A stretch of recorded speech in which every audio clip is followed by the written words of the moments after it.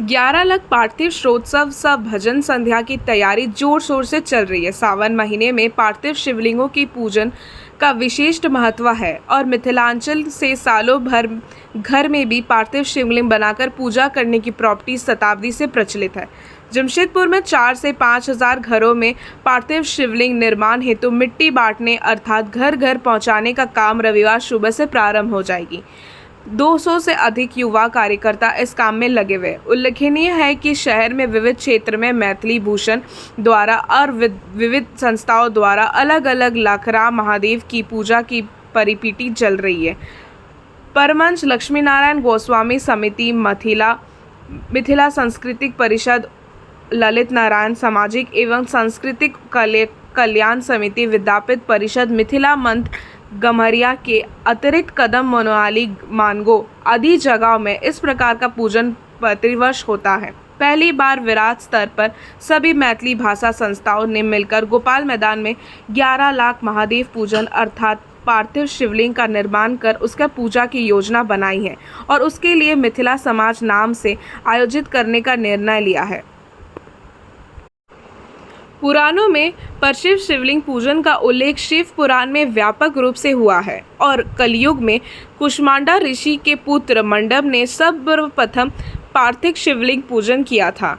इसका उल्लेख इस पूजन को व्यापक रूप से करने का ये उद्देश्य भी है कि सनातन धर्म की सरलता और सहजता को व्यापक रूप से समाज में के समक्ष और भारी पीढ़ी में समाज लाया जा सकता है। चूँकि सनातन संस्कृति सरकार से निराकर की तरफ यात्रा की संस्कृति है और ईश्वर को भी लोग स्वर्ण निर्मित और प्रतिस्थापित करते हैं, आखिर उन्हें विसर्जित भी करना है। इस सरलता को भावी पीढ़ी तक पहुंचाना आवश्यक है कि इस पूजा का एक वर्त आवश्यक उद्देश्य है।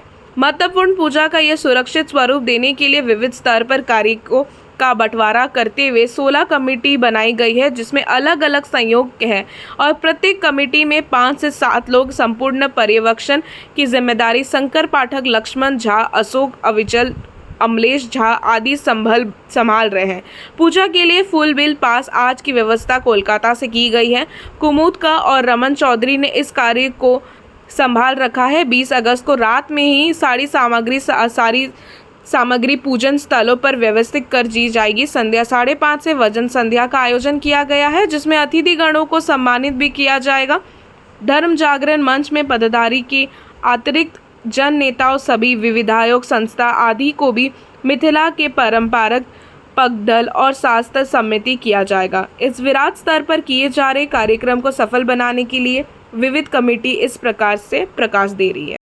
विशिष्ट आध्यात्मिक और धार्मिक जो अनुष्ठान गोपाल मैदान बिष्टुपुर में 21 अगस्त 2023 को हो रहा है और मिथिला समाज के द्वारा किया जा रहा है और मैथिली भाषी जितने संगठन जमशेदपुर में हैं उन सबों ने एकत्रित होकर एक साथ ये पूजा करने का निर्णय लिया मिथिला समाज के नाम से, और जिसमें संपूर्ण सनातन समाज के जितने भी संस्थाएं हैं प्रायः सबों का सहयोग प्राप्त हो रहा है।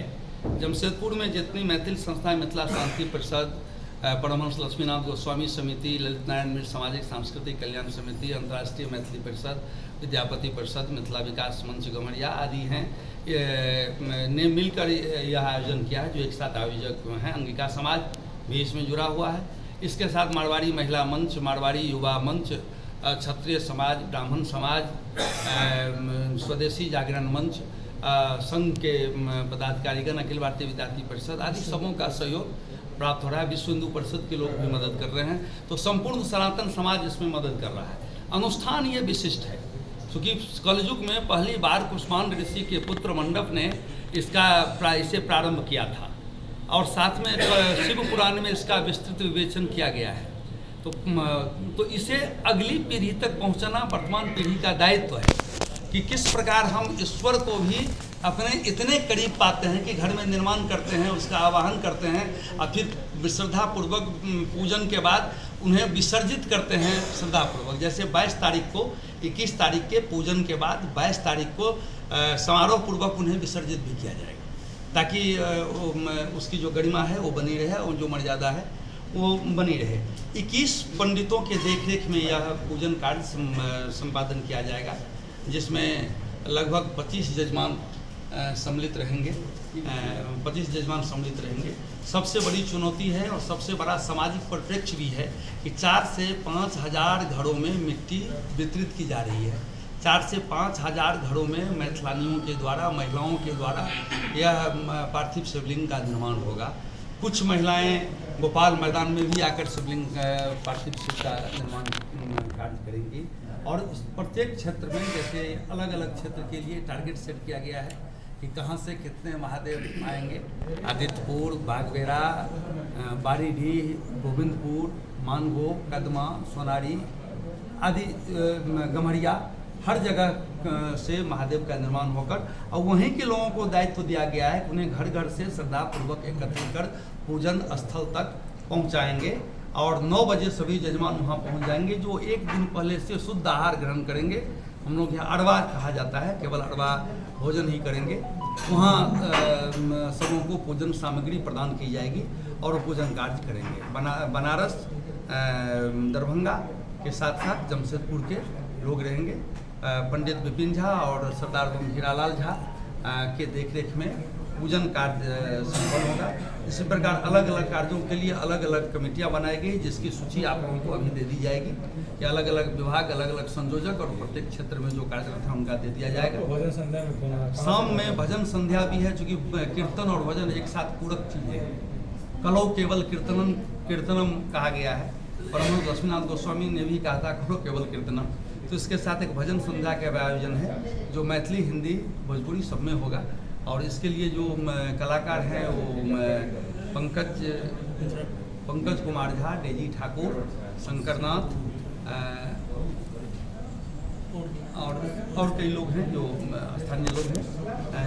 विधायकों को इसमें आमंत्रित किया गया है, सभी संस्थाओं को इसमें आमंत्रित किया गया है, महामंत्री राज्यपाल को भी आमंत्रण किया गया है। अब पूरे जमशेदपुर से आमंत्रित किया जा रहा है। जगह जगह होर्डिंग लगाकर तो किया गया है।